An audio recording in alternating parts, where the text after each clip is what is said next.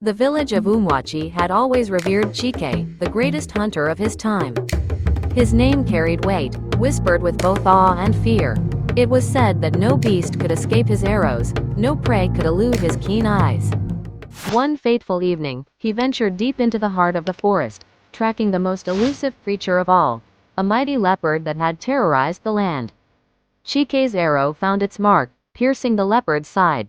But before the final blow could be struck, the dying beast turned its gaze upon him, eyes glowing with an unnatural light. It rasped words that sent shivers down his spine. As I fall, so shall you. When the moon is full, you will walk in my skin, hunt as I have hunted. With its last breath, the leopard cursed him, its spirit binding to his own. Unbeknownst to Chike, his life was forever changed. The first full moon after the hunt rose over Umwachi like a silver eye, casting eerie shadows over the land. That night, pain like fire coursed through Chike's body, twisting his bones, stretching his limbs, until his skin was no longer his own. His screams turned into guttural growls, his hands morphed into claws. The prophecy of the leopard had come to pass. He stumbled into the forest, his senses sharpened beyond human limits. He could hear the heartbeat of a hare in the undergrowth, smell the scent of blood miles away. And then, instinct took over. When the morning came, Chike woke to find his hands stained with blood, his body curled beneath a great tree. He did not remember what he had done, but the horror of it clung to his soul. He had become what he once hunted. The beast lived within him now. Chike returned to the village at dawn, his body aching, his mind clouded with the terror of the night before. He washed the blood from his hands in the river, but the guilt remained. He could not recall what he had hunted in the darkness, but the thought of it sent a chill through his bones. As he walked through the village, he noticed the wary gazes of his people. They whispered, their voices hushed like rustling leaves. Something was wrong. A grieving mother stood before the village square, wailing for her lost son. He had disappeared in the night, vanishing without a trace. The hunters had searched, but no sign of him remained. Chike's heart pounded as he remembered the metallic taste in his mouth that morning, the sharp tang of blood. A terrifying realization struck him. Had he, in his cursed form, taken the life of a child? Dread settled deep in his soul. He could not confess, not yet. He needed answers. He needed to know if there was a way to end this nightmare before it consumed him and the people he loved. Determined to find a cure, Chike sought out the village elder, Ninkem, a wise seer who knew the old ways. He approached her hut, where the scent of burning herbs filled the air. The old woman sat before a fire, stirring a pot of thick, black liquid. Her eyes, clouded with age, met his as if she had been expecting him. "You carry the weight of the cursed, hunter," she murmured. "The spirits whisper your name. They tell me of a great beast that walks in the skin of a man." Chike's throat tightened. "Tell me how to break this curse, Mother Ninkem. I beg you." The seer studied him for a long moment before nodding. "There is only one who knows the secrets of such curses. An old woman who lives deep within the forbidden forest. She was once a priestess, now shunned by the spirits. But beware, hunter. The path to her is dangerous, and her price may be more than you are willing to pay." Chike felt the weight of his fate pressing down upon him. He had no choice. He had to find this woman, no matter the cost. The journey into the forbidden forest was not one to be taken lightly.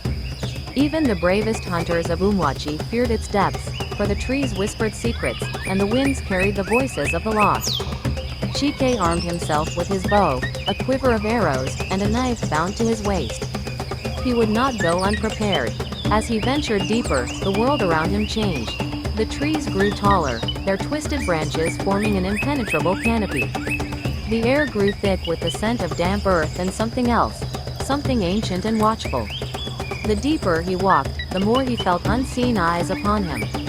Suddenly, the silence was broken by a growl. Chike froze, his hand tightening around his knife. From the shadows, a pair of glowing eyes emerged. A black panther, its muscles rippling beneath its sleek fur, stepped into view. It did not attack but stared at him, unblinking. Chike knew this was no ordinary beast.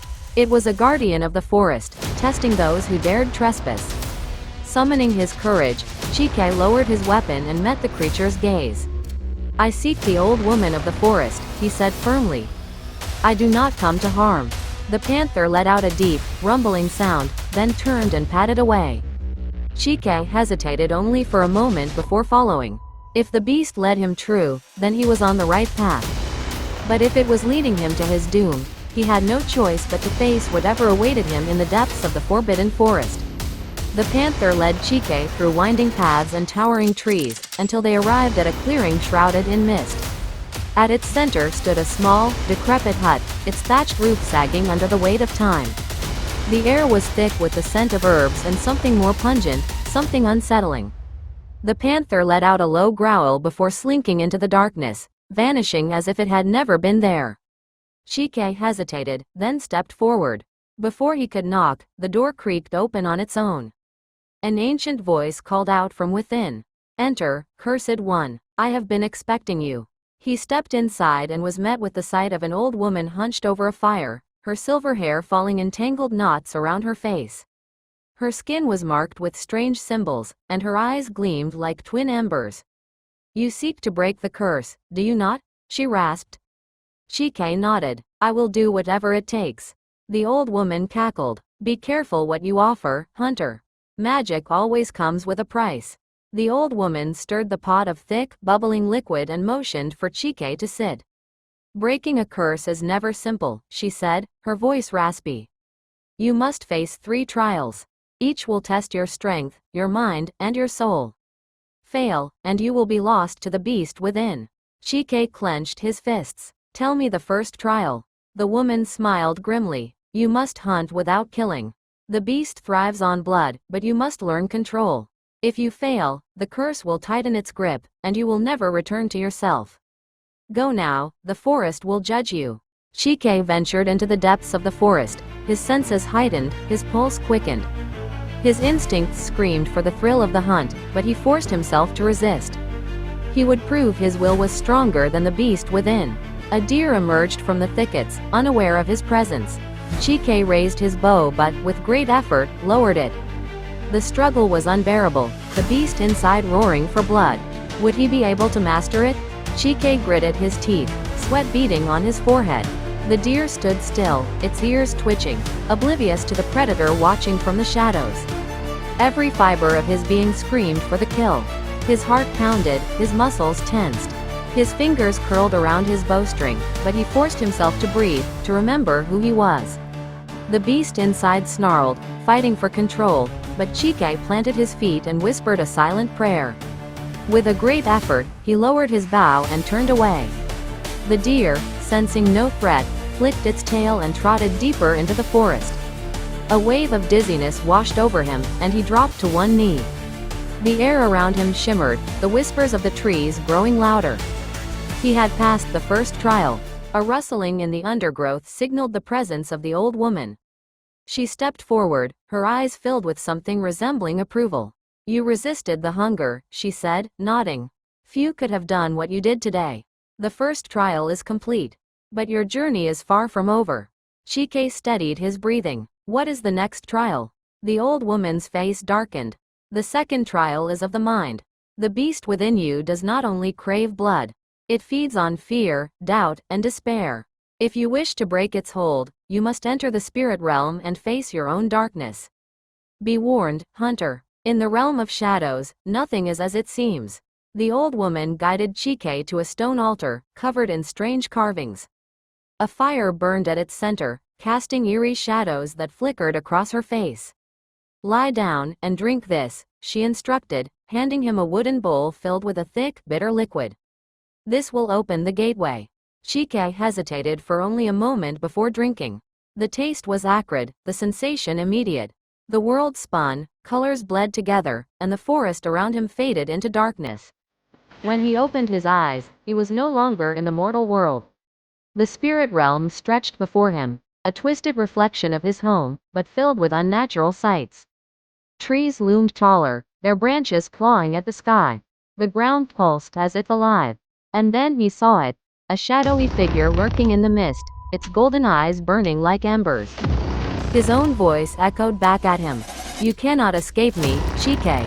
I am you, and I always will be. Chike's blood ran cold, He had come face to face with the beast within himself. The shadowed figure stepped closer, taking on his own shape, his own features, but twisted. Its mouth curled into a sinister smile, its voice dripping with malice. Why fight me? We are one. You cannot exist without me. Accept it. Embrace it. Chike clenched his fists. I will never let you control me. The beast lunged, and the fight began. Every movement, every strike, felt like fighting himself. The shadow knew his every thought, his every weakness. Chike dodged, countered, but it was relentless. With each blow, memories surfaced. His first kill as a hunter, the moment he took the leopard's life, the horror of waking with blood on his hands. The beast fed on his fear. Falling to one knee, Chike gasped for breath. The shadow loomed over him. You cannot fight what you refuse to understand, it whispered. You fear me, but I am part of you. You must accept that. Chike closed his eyes, letting the words settle. He had spent so long running, so long denying the truth. But if he was to break the curse, he had to face it, not as an enemy, but as a part of himself. Slowly, he stood. You are right, he admitted. You are part of me. But you do not control me. The beast let out a piercing cry, dissolving into smoke. The spirit realm trembled, and the darkness faded. When Chike opened his eyes, he was back at the altar. The old woman was watching, a knowing smile on her lips. You have passed the second trial. One remains. Chike exhaled. The final test awaited. Chike felt the weight of his journey pressing on his shoulders. He had faced the hunger of the beast, confronted his own darkness, but now the old woman's gaze held something deeper, a warning of what was yet to come. You have conquered the beast within, she said. But now you must face the beast outside. The curse is rooted in the blood you spilled. To sever the bond, you must return to the place where it all began. The leopard's spirit lingers there, trapped between life and death. Free it, and you free yourself. Chike nodded, though a knot of unease coiled in his stomach. He knew where he had to go, the cave where he had slain the great leopard. It was a place he had avoided ever since, a place where the air still felt heavy with regret. But if he was to be free, he had to return. The journey back to the cave was filled with an eerie stillness. The deeper he went into the forest, the more the trees seemed to whisper, their voices echoing the past. When he reached the cave, the sight of it sent a shiver down his spine. The entrance was dark, yawning like the mouth of a waiting beast. He stepped inside, torch in hand. The air was thick, and the walls bore deep claw marks, a reminder of the struggle that had changed his fate. As he moved forward, a gust of wind howled through the cavern, and suddenly, a pair of glowing golden eyes appeared in the darkness. A spectral form took shape before him, the great leopard, its translucent body shifting like mist. It did not attack, but its gaze was piercing, as if seeing into his very soul. Why have you come, hunter? It asked, its voice a low, rumbling echo. Chike swallowed hard. To make amends, to end the curse. The spirit narrowed its eyes. Then prove your remorse. Show me you have changed. The final test had begun. Chike knelt before the spirit of the leopard, his heart pounding like the distant drumbeats of a coming storm. He had expected anger, vengeance, but instead, the specter exuded something more haunting, an ancient sadness. How'd I prove my remorse? Chike asked, his voice barely above a whisper. The leopard's spirit moved in a slow circle around him, its golden eyes never leaving his. You took a life that was never yours to take. Blood calls for blood, but redemption calls for sacrifice. Are you willing to surrender your strength, your power, for the sake of peace? Chike's muscles tensed. If he renounced his power, would he still be able to protect his people? What if the beast returned, and he was too weak to fight it? Doubt gnawed at his resolve. But then he thought of the fear he had inflicted upon his village, the nights of terror when he lost control, the shame that had followed him like a shadow. He had been given a gift, the strength of the hunter, but he had misused it. Slowly, he unclasped the leather talisman around his neck, the one he had carried since his first kill. He placed it on the cold ground before the spirit. If it means ending the suffering I have caused, then I surrender it all. The spirit nodded solemnly. Then let the past be undone. The cavern trembled, the air humming with unseen forces. Light enveloped Chike, and he felt something deep within him shift, breaking apart like shattered chains. The beast inside him howled one last time, then fell silent. When Chike opened his eyes, the spirit of the leopard was gone. The cave was silent, but the air felt lighter, the weight of his curse lifted at last. He touched his chest, expecting to feel the familiar pulse of the beast lurking within him, but there was nothing. Only his own steady heartbeat. He stepped out of the cave, greeted by the first light of dawn stretching across the sky. The forest no longer felt like a place of haunted memories, it felt like home again. For the first time in years, he was just a man, a hunter no longer bound by a dark fate. As he made his way back to the village, he wondered what awaited him. Would his people accept him? Could he live among them again without fear? These questions lingered, but one truth remained clear: he had been given a second chance. And this time, he would use it wisely. As Chike neared the village, he hesitated at the tree line. He had spent so long as an outcast, feared by those he once called family. Would they still see him as a monster? The early morning mist clung to the huts, the first stirrings of life beginning to emerge. A group of children ran past, their laughter ringing through the air, laughter that had once turned to screams at the sight of him. Summoning his courage, Chike stepped forward. The first villager to notice him was an elder, her wrinkled face tightening with uncertainty. Others turned, whispers rippling through the crowd. Then, from the crowd, his mother emerged, her hands trembling as she reached for him. "My son, you have returned?" she whispered. Chike nodded. "I am free. The curse is broken." For a long moment, silence hung between them. Then, she pulled him into an embrace, tears wetting his shoulder. One by one, others approached, some wary, others relieved. It would take time to heal the wounds of the past, but for the first time, Chike felt hope. Later that day, Chike stood before the village council, his fate still uncertain. The chief, an aged man with a deep frown carved into his face, studied him with careful eyes. "You ask to be part of us once more.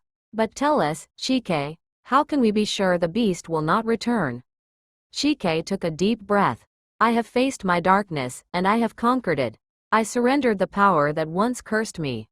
If you give me the chance, I will prove that I am not the man I once was." The council murmured among themselves. Finally, the chief spoke. "If you are truly free, then let your actions speak for you. You will earn back our trust, not with words, but with time." Chike bowed his head in gratitude. He had been given a trial, not of strength or survival, but of redemption.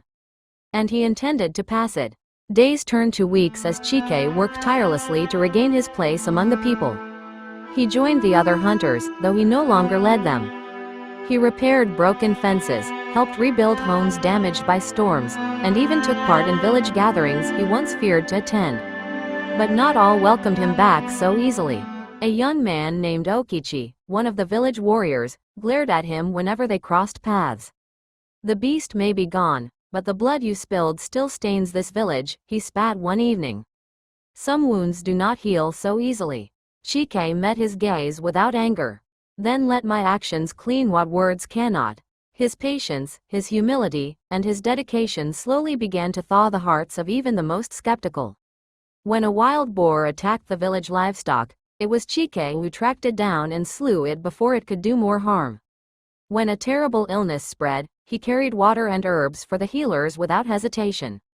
With each passing day, the whispers of doubt faded, replaced by murmurs of something else: respect. One night, the chief called for Chike. "A hunting party leaves at dawn. A great beast has been spotted in the western hills, and it threatens our people. Will you join them?" Chike's heart pounded. It was a test, not just of skill, but of trust. "I will go." At sunrise, he stood with the hunters, armed only with his spear. Okichi eyed him warily but did not protest. Together, they ventured into the hills, tracking the beast's prints through thick underbrush. Hours passed before they found their prey, a massive lion, old and scarred, its golden mane streaked with gray. The hunters spread out, spears ready. Chike moved cautiously, memories of his past hunts flashing through his mind. Then the lion lunged, faster than expected. A younger hunter stumbled, and in an instant, Chike reacted. He threw himself between the lion and the boy, driving his spear deep into the beast's side. It roared in agony before collapsing. Silence followed, The young hunter stared at Chike, his eyes wide with shock and gratitude. Okichi stepped forward and placed a hand on Chike's shoulder. Perhaps the beast is truly gone. Chike exhaled. For the first time, he felt not just accepted, but truly home. As the days passed, Chike found himself slipping into the rhythm of village life once more. But even as he regained the trust of his people, a deep unease lingered in his heart. Though the curse had been broken, he still felt the echoes of the beast within him. At night, he would wake in a cold sweat, the sound of growling in his ears. One evening, as he sat outside his hut sharpening his spear, an old woman approached him. She was not one of the villagers, her face obscured by a deep hood. "You walk in the light, but the shadows still follow you," she said in a voice like rustling leaves. Chike's grip tightened on his spear. "Who are you?" The woman chuckled. "One who knows that curses are never truly broken, only tamed. Beware, hunter, your journey is not yet over." Before he could question her, she vanished into the night, leaving Chike with a single chilling thought: what if she was right? The moon waxed and waned, and Chike remained vigilant. He told himself he was free, but as the full moon approached once more, the old fear crept into his bones. On the night of its arrival, he locked himself in his hut, dreading what might come. Midnight came, and nothing happened. No pain, no transformation. Only silence. Chike breathed a sigh of relief, but just as he lay down to rest, a scream shattered the night. He rushed outside to find chaos. A villager lay bleeding, claw marks across his chest. Another swore they had seen glowing eyes in the darkness. The beast had returned, but Chike knew it wasn't him. Panic spread through the village. Whispers of the old curse filled the air, and once more, eyes turned toward Chike in suspicion. But this time, Chike did not run. He grabbed his spear and vowed, "I will find the true beast. And I will end this, once and for all." Chike wasted no time. With his spear in hand, he ventured into the darkened forest, determined to find the creature responsible for the attack. The moon hung high, bathing the land in its eerie glow. Every shadow, every rustling leaf sent a chill down his spine, but he pressed on. As he moved deeper, he found tracks, large, feline prints similar to those of a leopard. Yet, something about them was different. They were heavier, as though burdened by an unnatural force. His grip tightened around his spear. Whatever this creature was, it was no ordinary beast. A low growl rumbled from the trees. Chike froze, his eyes darting between the shifting shadows. Then, without warning, a dark shape lunged from the foliage. Chike barely dodged as razor-sharp claws slashed through the air. He rolled, springing to his feet, and came face to face with the beast. It was massive, larger than any leopard he had ever seen. Its eyes burned an unnatural yellow, and its fur shimmered in the moonlight, almost as if it was made of shadow itself. Chike's breath caught in his throat. This was no mere animal, it was something far worse. Chike steadied himself, raising his spear. The creature snarled, circling him with slow, deliberate steps. There was intelligence in its gaze, something beyond primal hunger. Then, it spoke. "You thought you were free?" The voice was guttural, inhuman, yet chillingly familiar. "You cannot escape what you are." Chike's blood ran cold. The realization hit him like a blow. This wasn't just a beast. It was the remnants of his curse, a manifestation of the darkness he had once carried. "You are wrong," Chike growled, lunging forward with his spear. The beast leapt back, agile and swift, dodging his strike with ease. It laughed, a deep, echoing sound that sent shivers down his spine. "Foolish hunter. You may have broken the chains, but the beast will never leave you. It lives in the shadows, waiting. You are still one of us." Chike gritted his teeth. He refused to believe it. He had fought too hard, sacrificed too much. This thing would not take his life. With renewed determination, he tightened his grip on his weapon and prepared for the fight of his life. The battle was unlike any Chike had ever faced. The beast was fast, impossibly so, vanishing into the darkness and striking from the shadows.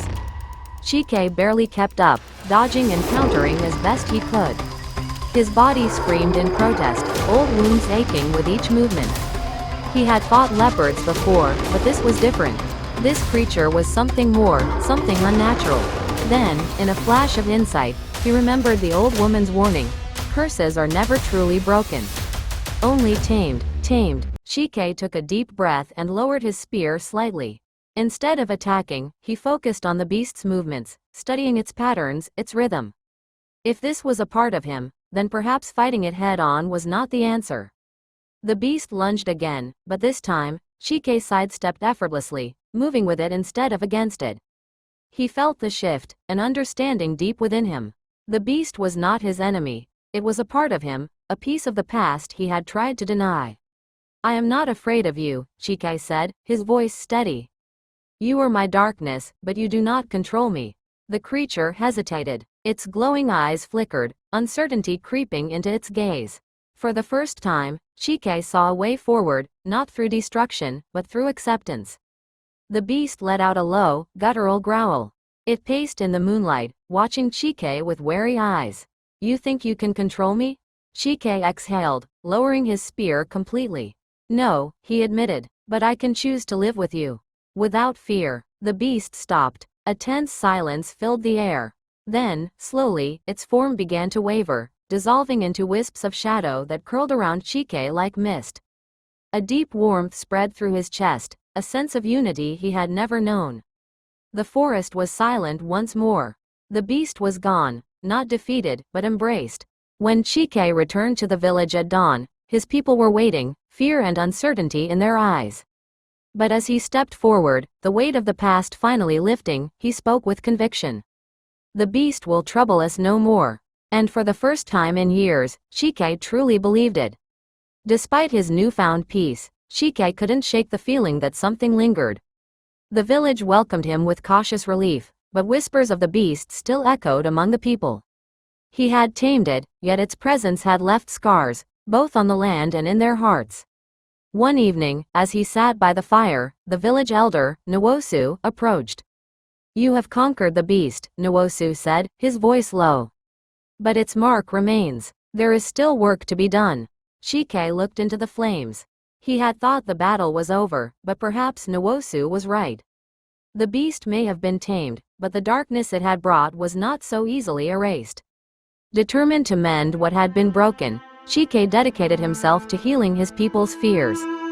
He hunted not as a warrior, but as a provider, ensuring that the village had food and protection.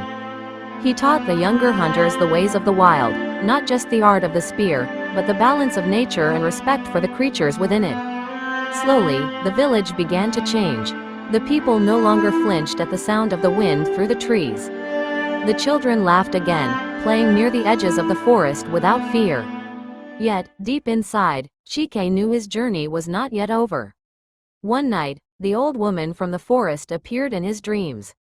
"There is one final task," she whispered. "The beast is a part of you, but you must complete the circle." Chike woke with a start, sweat beading on his forehead. He understood. The curse had not only been about him, it had been about restoring balance. With his spear in hand, he set off into the forest once more, following the path that had first led him to his fate. But this time, he walked not as a hunter, nor as a man cursed by darkness, but as a man seeking redemption. Chike ventured deeper than ever before, where even the oldest hunters had never dared to go. The air was thick with ancient whispers, the spirits of the land watching his every step. At the heart of the forest, he found it, a sacred clearing, where the moonlight shone brighter than anywhere else. There, in the center, lay the bones of the very leopard he had once wounded, the beginning of his curse. Chike knelt, pressing his forehead to the earth. "I have wronged you," he murmured. "And in doing so, I wronged myself." As he spoke, a soft wind rustled through the trees. The shadows around him receded, the weight on his soul lifting. The curse had never been about punishment. It had been a lesson, one that he had finally understood. Chike returned to the village, not as a man haunted by a curse, but as a man transformed. He became a legend, not as the feared hunter, but as the man who tamed the beast within. The story of Chike and the shadowed leopard became a tale told around fires, passed down through generations. Not as a warning of vengeance, but as a lesson of balance, of respect, and of the power within oneself to embrace both light and darkness. And as the years passed, under the glow of every full moon, the villagers would sometimes swear they saw a great leopard watching from the forest's edge. Not as a monster, but as a guardian. a part of Chike, forever watching over them. Subscribe now and join the Firelight Tale family. Turn on notifications, because each story is an ember waiting to spark your imagination.